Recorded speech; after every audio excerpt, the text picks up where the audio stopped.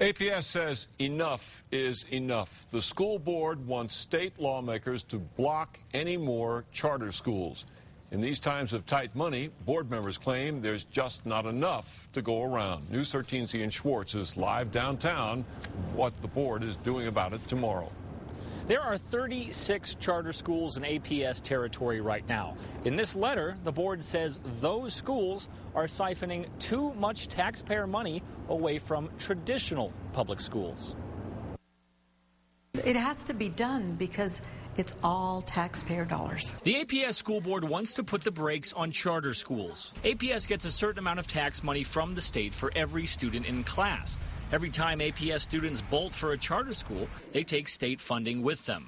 The board says if charter schools keep sprouting up and growing, APS won't be able to take care of the kids in its traditional schools. Just because the label of choice is placed on charter schools, it doesn't mean that those aren't taxpayer dollars. Another issue is building cost. Right now, charter schools rent their own buildings.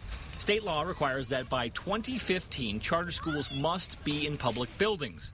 Because the schools are technically part of APS, the district will have to buy or build them homes, a huge strain on the capital outlay budget. In this letter, the APS board is asking school boards around the state to come together and urge lawmakers to put a halt on all new charter schools. Charter schools are under attack right now. Lisa Grover is with the New Mexico Coalition for Charter Schools. She says parents should have a choice for students since it's their taxpayer money too. Grover says charter schools are an easy target for APS because there is a threat as parents look for better options for their kids. We are the low-hanging fruit that opponents, they would, I think, in many cases, would like to see us going away. But Grover says with 10% of APS students now going to charter schools, they won't be going away anytime soon.